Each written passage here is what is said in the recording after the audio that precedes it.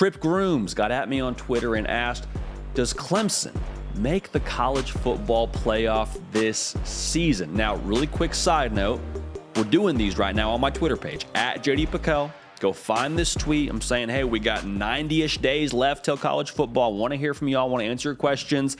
Get at me on Twitter, at JD Pickell. So to answer this question, though, does Clemson make the playoff? Now, y'all that have watched this show for any period of time, you know that we're going to have a big prediction show. Big prediction show, probably closer to the season, and I'll tell you who I think is going to win each conference, who's going to be in the college football playoff, who's going to win the national title. That's all going to happen. So subscribe right here. I promise you, we're going to talk about this in depth. But for Trip, I want to make sure we unpack what would have to happen for Clemson to make the college football playoff, because I think it can happen.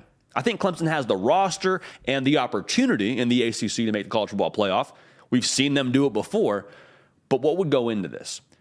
The thing that I think probably sticks out in most people's minds is, what's Cade Klubnik going to be?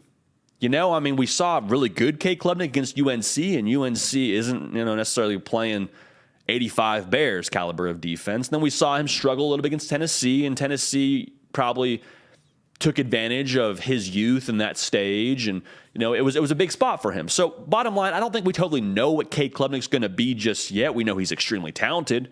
We know he could be really good. But my question for Cade Klubnik and for Clemson in terms of their success for 23 is, Cade Klubnik a ready-made solution at quarterback? Again, I think he can be, but it's ready-made solution versus this quarterback that's kind of progressing and not a project by any stretch, but something that just sort of takes a little bit more time to develop. Because the unfortunate reality for Clemson is you really have 2.5, 3 games. I say 2.5 because they played Duke game 1, and I think that in itself could be a little bit sneaky with Riley Leonard. Anyway, we'll talk about that. The bottom line is, you play Florida State week 4. You play Florida State week 4. So you got to have this whole operation at quarterback. You got to have it ready to rock and roll, because that, in every sense of the word, I think is playoff implications. I think it also is potentially the ACC title game in week 4. So say of that as you will. The quarterback play last couple of years at Clemson has been a talking point for a lot of people across the country. And I think it's a fair point. I think you haven't gotten what you needed offensively from the quarterback position, but do not put all that blame on DJU. You put it on DJU, you're just sort of having a lazy take on what was going on at Clemson. Because I think for Clemson, you could say you want more from the quarterback position, but with Cade Klubnik being successful in 2023, especially early on, you better get more from your offensive line. Because they had a 6% sack rate last year. To translate that, they weren't protecting him at an elite level. Whoever was playing quarterback, that needs to improve. For your young quarterback, his first year as the guy going into the season, you got to make sure that you protect him and allow him to at least have a chance to make the decisions that he needs to make to be successful on the field, that is. So I think he'll be successful. For the record, I think Cade Klubnik has a chance to be very, very good for Clemson. But how quickly does he find his stride? Is it game 1? Yes, this is who we need playing quarterback. We're ready for game 4 against Florida State. Or is it we get into, the second half of October and then Clemson sort of kicks it into gear? That would still make for a good year for Clemson.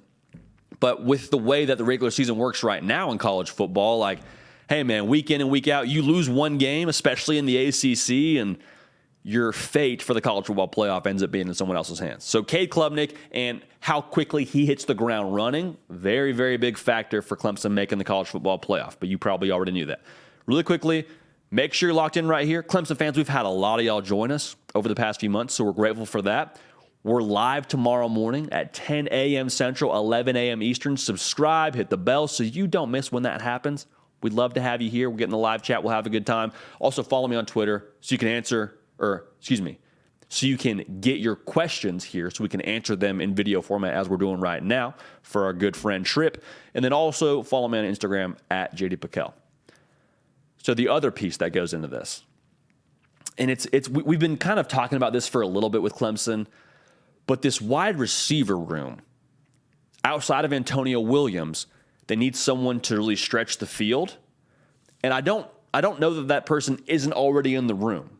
I'm not down on the personnel they have, but the thing that I'm asking about Clemson in order to get to where they want to go, I need the offensive system now under Garrett Riley, the new offensive system, to mesh with the personnel that we have. My question is, does the wide receiver room and the offense manufacture the explosive plays that are going to be necessary to make the college football playoff?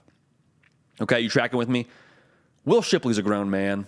Like, we had him on the show. We're big Will Shipley stands on this program, The Hard Count. He's going to be a dog for you in 23. Average 6.5 yards a carry last year.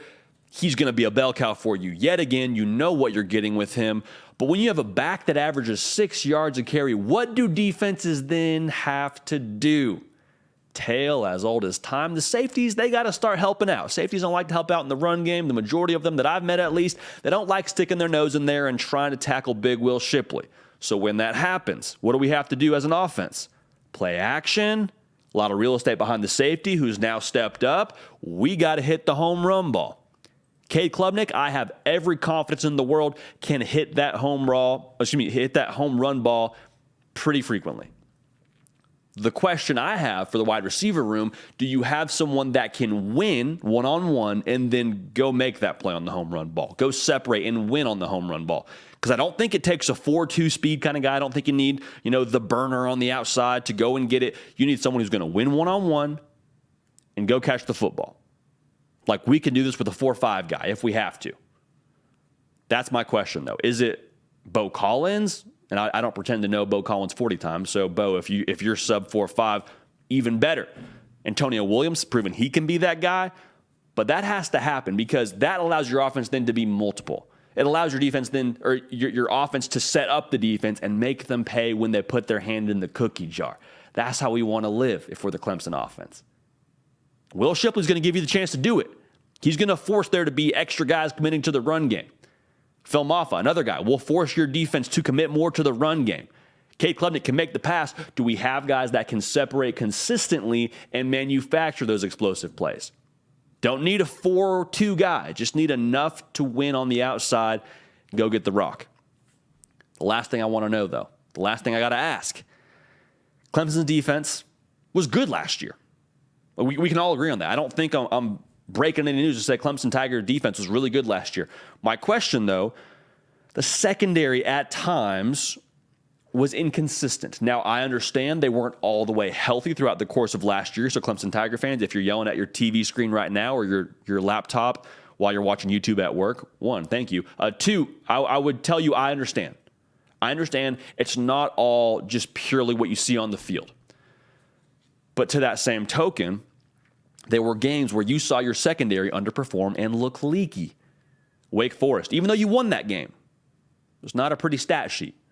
Game against South Carolina, not a pretty stat sheet. Game against Tennessee, you see where I'm going with this? There were times where your secondary didn't play their best ball game. They also played really well, though, at times against UNC. And I understand there's guys that can play in the secondary, but be in the same unit week in and week out, that's my question.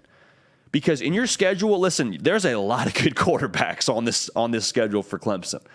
Riley Leonard from Duke, game 1, by the way, who a lot of scouts think could be pretty solid at the next level. Jordan Travis from Florida State. Sam Hartman, Drake May, who you did a good job against last year, actually. Spencer Rattler, Brennan Armstrong from NC State.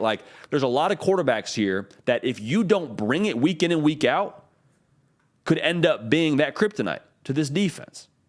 So to make the college football playoff, you got to bring it every single week in that secondary. By nature of who I just told you you're playing against, and you already knew that. But this is kind of the tune we have to hum here every single week if we're Clemson.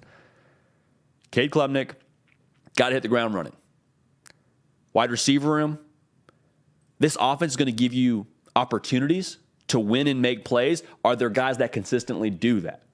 Because then we can be multiple. Then we can score a lot of points. Then we can win a lot of these games by nature of the kind of pressure we're putting on defenses. Is the wide receiver room able to separate how we need them to separate consistently? In the vein of consistency, the secondary, I need consistency week in and week out. A lot of good quarterbacks on your schedule. It can't be a thing where we have to score 50 to win a shootout because we had a bad day at the office in the secondary.